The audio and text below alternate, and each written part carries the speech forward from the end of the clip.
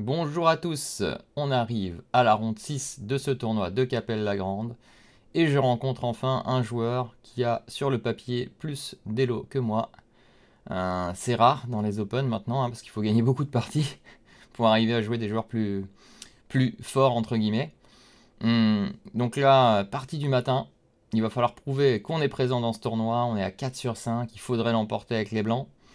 Un Indien de 20 ans, c'est pas forcément le plus simple. Un joueur, je crois, qui est dans les 3000, 3100 sur Chesscom en blitz, donc en plus un bon blitzer. On me dit, allez, il faut que tu le battes, faut que tu le battes, faut que tu le battes. Et là, qu'est-ce qui arrive au début de la partie? Il me fait un cinéma. Non, mais un cinéma incroyable. C'est genre, il arrive et ben, il me serre pas la main, quoi. Donc il m'installe, il s'installe, enfin, il met sa veste. Il pose peut-être son stylo, je sais plus. Et puis, bah, il repart. Il discute avec un ami. Donc je suppose pour me déstabiliser. Puis il revient. Et quand il revient, cette fois-ci, il me serre la main. Ok. En mode un peu. J'allais dire t'es nul, quoi. C'est un peu ça le mode que j'ai ressenti, quoi. Et ensuite, la partie va débuter. Et là, il disparaît, quoi. Il part. Il me laisse tout seul à l'échiquier. Donc j'ai les blancs. C'est à moi de jouer. Ça commence. Je me dis, est-ce que je l'attends ou quoi? Et puis je dis, bon, au bout d'un moment, c'est bon, quoi. Le mec était là, il est parti. Il me fait un cinéma, il essaye de me déstabiliser. Donc je joue. Tout à coup, il revient. Il s'installe. Il prend son temps. Et puis d'un coup, il blitz quoi. Ça y est, il blitz tout. Et heureusement pour moi, j'avais changé le mindset. Il me blitz. KF6 sur mon D4. Je blitz. Et on va blitzer tout ça assez rapidement. Semi-slave, une ligne qui pouvait jouer. J'avais un peu regardé. Il me joue fou D6, tout ça. Donc ça c'est la semi-slave. Si vous regardez, tout ça, ça existe. Fou D3 c'est un choix. On peut aussi jouer fou E2, B3. Enfin on peut jouer plein de coups ici. On peut même jouer G4. Pour les anciens, ils sont que G4 à un moment, c'était très à la mode. Je joue fou D3. Il fait DC, fou C4, petit roc, petit roc. Et là, il me semblait que j'avais seulement regardé B5 dans ma préparation, je crois bien. Et là, il me joue Dame 7. Après une petite réflexion, parce que j'avais tout blitzé. Hein. Et il me joue Dame 7. Après une petite réflexion, et là, ça y est, je m'arrête pour réfléchir. Et je me dis, mince, Dame 7, alors attends, qu'est-ce qu'il faut faire dans cette position? Je sais que quand il va faire E5, il faut rien toucher. Je crois qu'il faut jouer H3, fou B3, mais je me souviens plus dans quel ordre. Je réfléchis un peu et j'essaie de jouer fou B3, qui est peut-être imprécis en vrai. Après coup, je crois qu'H3 est meilleur. J'avais un peu vérifié. On verra ensemble après la partie, je ne saurais pas me souvenir exactement. En fait, ce qu'il faut se dire ici, et la raison elle est pour laquelle j'ai jamais réellement regardé ces positions, c'est parce que si vous regardez bien, en fait, ce que jouent les noirs, c'est un début call. En fait, la semi-slave, ce n'est rien d'autre qu'un début call. Et en fait, le début call avec les blancs, c'est pas fantastique. Et avec les noirs, avec un temps de moins, bah, ça peut pas être fantastique en vrai, le début call. Malheureusement pour les noirs. Alors, ça reste pour les noirs suffisant, hein, parce qu'on joue pour être un tout petit peu moins bien et essayer d'égaliser. Mais avec les blancs, ça a plus trop de sens de nos jours au début call. Voilà, donc DC4, fou C4, petit roc, qui fait Dame 7. Je joue fou B3, qui est peut-être imprécis, peut-être par rapport à C5 ou quoi. Si mes souvenirs sont bons. Et là, il me joue E5, donc ça va transposer, je joue H3. Et en fait, l'idée de fou B3, c'est pour pas qu'il gagne un temps à moins avec B5 ou cavalier B6. En fait, on veut juste attendre, il a pas de bon coup. Il peut pas réellement pousser parce que le pion peut être plutôt faible. Et là, il est plus ou moins dans une situation où il doit prendre une décision. Et moi, je vais juste placer mes pièces. Alors peut-être jouer à A3, préparer E4, placer ma tour peut-être en D1. Et lui, en fait, il est bloqué tant qu'il n'y a pas l'échange. Son cavalier est bloqué en D7. C'est ça l'astuce contre le début call. Et s'il joue des coups comme H6 pour patienter, on aura des coups comme cavalier H4 pour aller là et là. Une fois d'ailleurs, je pourrais vous faire une vidéo sur une partie que j'ai jouée par le passé, si je vous fais des vidéos un peu exclusives sur des vieilles parties que vous ne trouverez nulle part ou difficilement. J'avais joué une fois contre un début call, j'étais moi-même joueur de début call et j'avais joué je crois que c'était Gérard Welling ou quelque chose comme ça. Et il était spécialiste du début call et j'avais vu ça avant d'aller jouer en Belgique. Et je m'étais dit, oh, je joue le début call avec les blancs, avec les noirs, il n'y a pas de souci, je pourrais jouer ça. Un peu présomptueux de ma part, mais bon, j'avais fini par remporter cette partie. Une partie que j'avais bien aimé d'ailleurs. Petite finale. Alors ici, il décide de me jouer le B5. sur H3. Je joue E4, qui est un peu l'idée au bout d'un moment quand même de pousser E4. Bien sûr, s'il prend, cavalier prend, il n'y a rien de grave. S'il fait des dames E5 pour menacer le mat, on a toujours le cavalier qui revient, qui défend tout.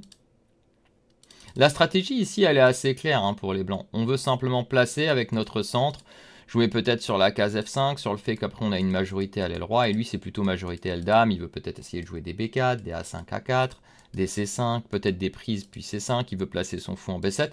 Bon lui il est plutôt dans le mode développement. Moi avec H3, j'aimerais bien placer fou E3, placer mes tours derrière, et petit à petit je vais pouvoir peut-être prendre. Parce que l'idée idéale des blancs ce serait de tout prendre et de jouer F4, E5.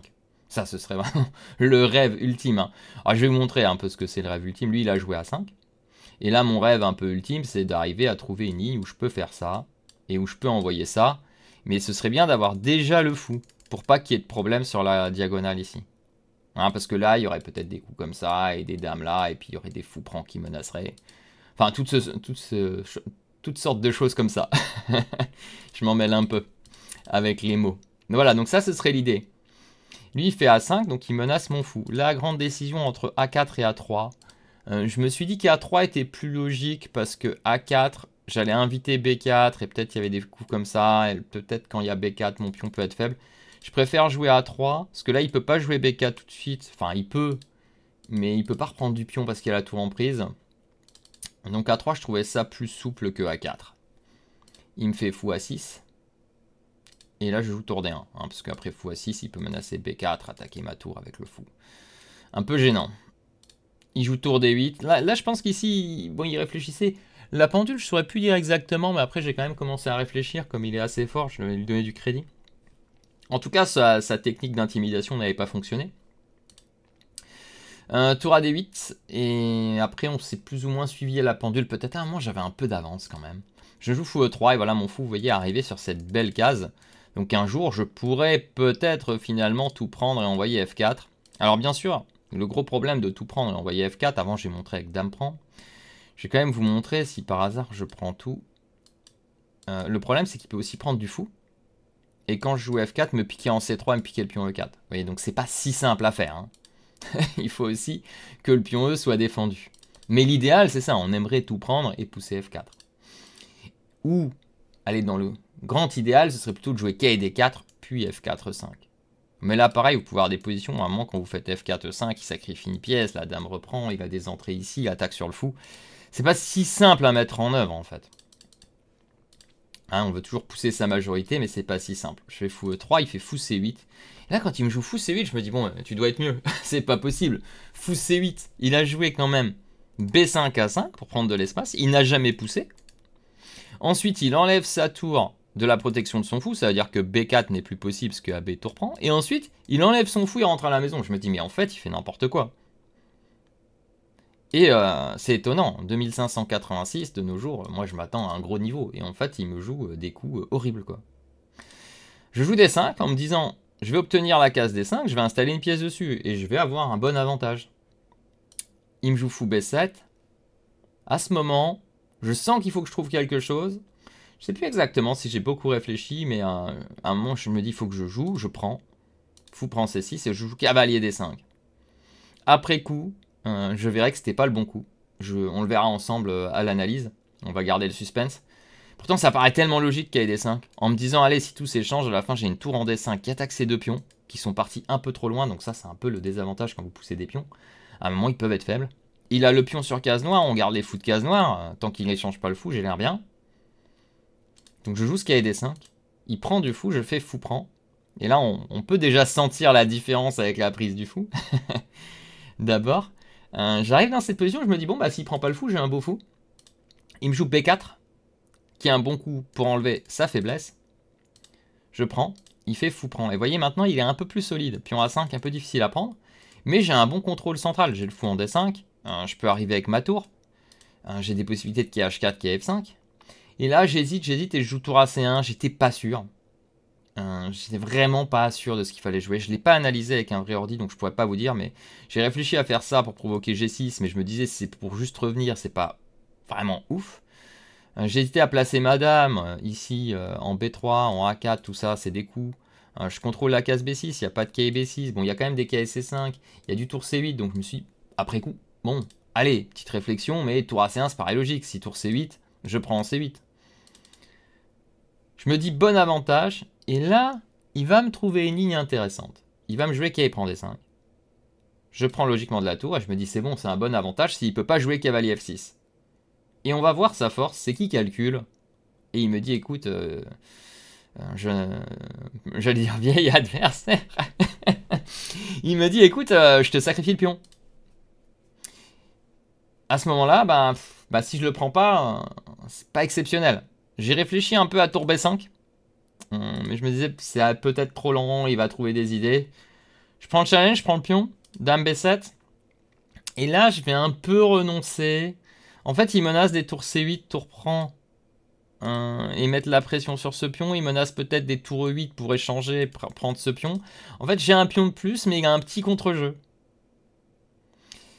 À ce moment-là, je crois, après la partie, il m'a dit que j'aurais dû jouer dame B1. C'est un coup auquel j'ai pensé, j'y ai pas cru. J'ai voulu jouer un peu trop concret. Et on l'a déjà vu dans les parties précédentes, il y a des moments où j'ai pas cherché la bonne idée, j'ai joué un peu trop direct, un peu trop vite. Et je crois que c'est ce qui va m'arriver ici, je vais jouer tour D1. Il m'échange et je me dis s'il prend, je vais jouer dame D5 et cette finale, j'avais l'impression que je pouvais un peu pousser. Ma tour est mieux placée. Je vais sauter avec mon quai en E5 qui peut sauter en C6, en D7, qui met une pression sur F7, peut sauter en C4, en D3, prépare F3. Je me dis je suis un peu mieux. Et là il va me trouver tour C8. Menace potentiellement une entrée à un moment, veut activer son roi. Bon, il y a encore le mat du couloir, donc pour le moment, il n'a pas trop envie de rejouer fou F8, donc il va pas jouer tour C2.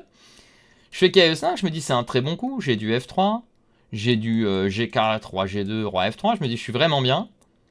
J'ai du KD3 qui menace prise, peut-être tour là, essayer de piquer le pion, jouer tour fou avec un pion B en plus, je me dis j'ai des chances de gagner.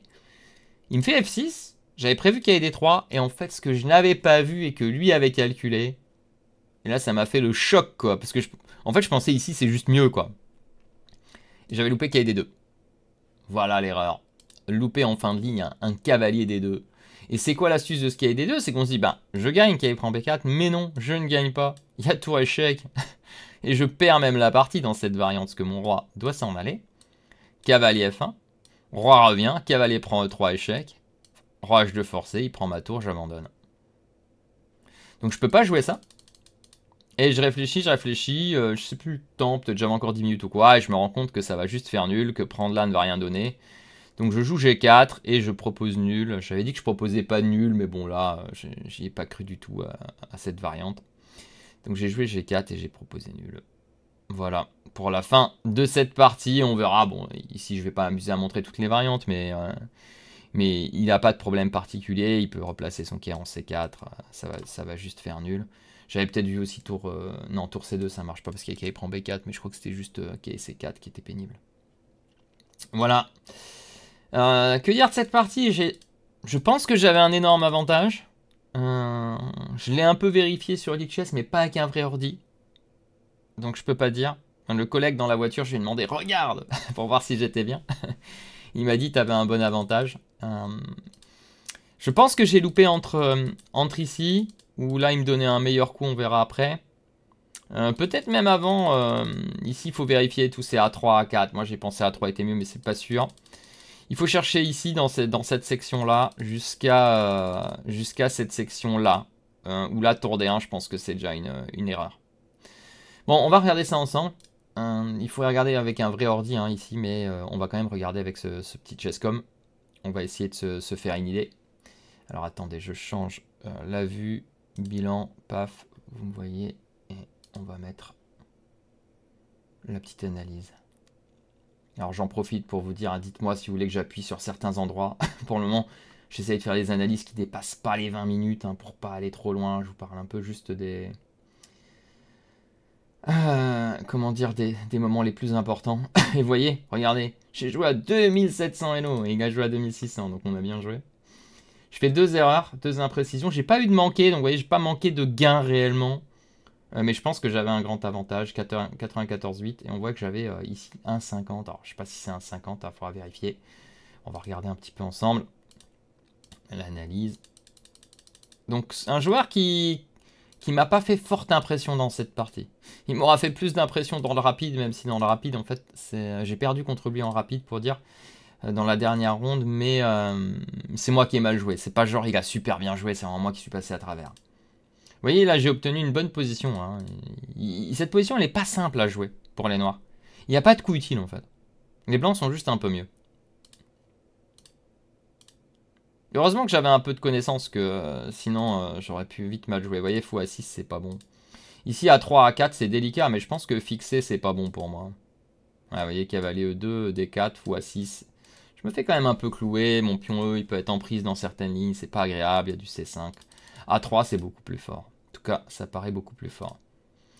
Il fait fou à 6. Je joue tour D1. Et vous voyez, j'ai un petit avantage. Il fallait qu'il joue B4. Et là, il commence à faire n'importe quoi. Hein. Il trouvait pas d'idée. Et là, alors là, je loupe quelque chose. Ok, non, il me dit fou. Regardez à quel point de chaise comme c'est vraiment bête. Hein. Il me met imprécision sur ce coup. Alors que c'est le meilleur coup, certainement, avec cavalier H4, c'est n'importe quoi. Ouais. Alors avec H4, j'ai pas regardé sérieusement ça, mais bon, ok, l'ordinateur est vraiment trop faible, on peut rien faire, hein. On peut juste regarder s'il y a une gaffe, mais là, c'est trop faible. Et je suis beaucoup mieux, D5, c'est même pas sûr que ce soit le meilleur. Et voilà, et c'est ici que je vais louper. Voilà, il fallait jouer fou D5. Et la grande différence, c'est que maintenant, quand il prend, qu'il prend, il est obligé de prendre, en fait, quasiment, parce que j'attaque sa dame. C'est ça la grande différence, qu'à la fin j'ai le cavalier et j'avais pas compris que ça allait être dramatique pour lui. En fait, j'ai juste pas pensé, parce que je crois que je me suis arrêté à sur fou prend, il joue tour C8.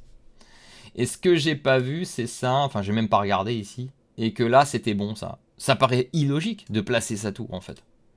Et pourtant, c'était ce qu'il fallait faire. Et dans l'idée de jouer dame D3, alors je sais plus si c'est dame D3 ici ou après, et là j'attaque ce pion, et quand il fait B4, je joue K D5. Oh, c'était compliqué quand même. Hein. Et là, dame prend D5, j'attaque sa tour. Et je mets la pression sur ses pions. Tour FC8 et AB. C'est même pas dame A5, vous vous rendez compte, c'est même pas dame A5, c'est AB. Parce qu'en fait, le cavalier, vous voyez, il y a une pression, il peut pas prendre du fou cette fois-ci, donc il est obligé de prendre comme ça. Et je peux mettre la pression, notamment, comme vous voyez, avec tour A8. Ouais, j'ai loupé cet avantage. Alors, c'est pas encore gagné, hein, mais c'était un bon avantage. Dans pas mal de lignes. Bon, comme je le dis souvent, revérifiez avec un vrai ordi si vous êtes intéressé. Un jour, je ferai peut-être les analyses sur Chessbase, parce que ici, c'est vraiment très faible. Voilà, et là, vous voyez, j'ai perdu quasiment tout l'avantage s'il prend du pion A. Enfin, non, s'il fait tour C8 intermédiaire.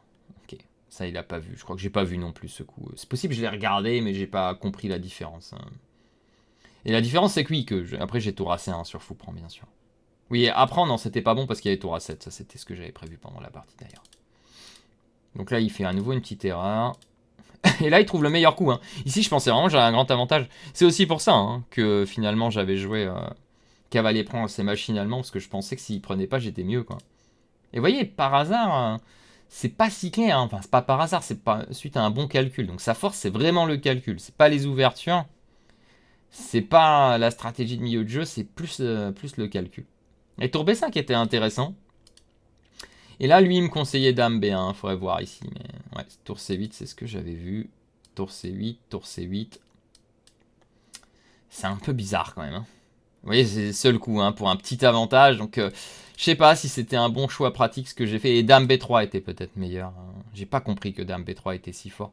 Je sais même plus, est-ce que je l'ai regardé? Ça peut-être pas, mais dame B3, il peut pas prendre certainement à cause de tour A5. Oui, c'est ça. Je menace tour prend. C'est ça l'astuce. Et il doit jouer dame A8. Ouais, j'ai pas du tout vu. Peut-être, là c'est les moments où je joue trop vite, donc il va falloir ajuster. J'ai joué très vite dans ce tournoi pour changer totalement, et là, des choix un peu trop directs là. Je joue un peu trop concret et un peu trop timide. Voilà, là je crois que j'ai quelque chose, mais en fait non, l'ordi dit il n'y a rien, et il trouve je pense une bonne ligne ici, ce KD2 est terrible. Hein. Et vous voyez, s'il n'a pas KD2, j'ai peut-être un petit truc quand même. Hein. Tour C4, c'est pas le coup le plus évident, et s'il joue pas en proie ici, ben ça c'était un peu l'idée, hein, c'est que je le prenais, tour D4 et je gagnais le pion. Mais bon, il fallait pas trop espérer ça, là j'ai été peut-être un peu naïf à ce moment-là. Et là je joue G4 et vous voyez qu'AC4 c'est juste la nulle qui se profile très rapidement.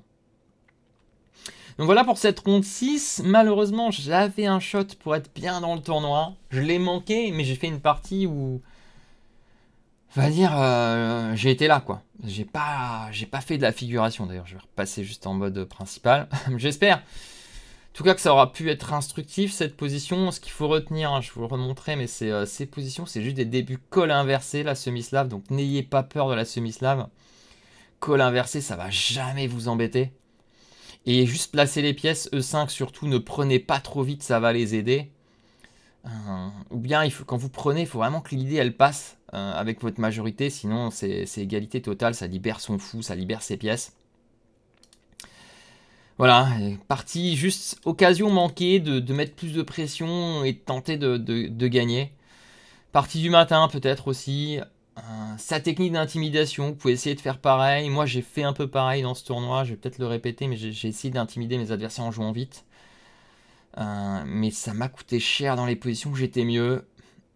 Jusqu'à présent en tout cas, et peut-être encore après. Vous le saurez dans les prochaines vidéos. Que dire? Il faut gagner l'après-midi avec les noirs à nouveau. Donc j'en suis à 3 nuls avec les blancs sur 6 rondes et 3 gains noirs. Je fais le tournoi à l'envers, comme on m'a dit. Allez, je vous dis à bientôt. Normalement dans 2 jours pour la ronde 7. Je vais mettre toutes les parties de Capel et ensuite on passera sur des blitz et des rapides. Allez, bonne journée à tous. J'espère que vous penserez bien sûr toujours à cliquez sur la petite cloche, à me laisser des petits commentaires et à liker et partager. Et on se retrouve très bientôt pour la ronde 7. Ciao, ciao.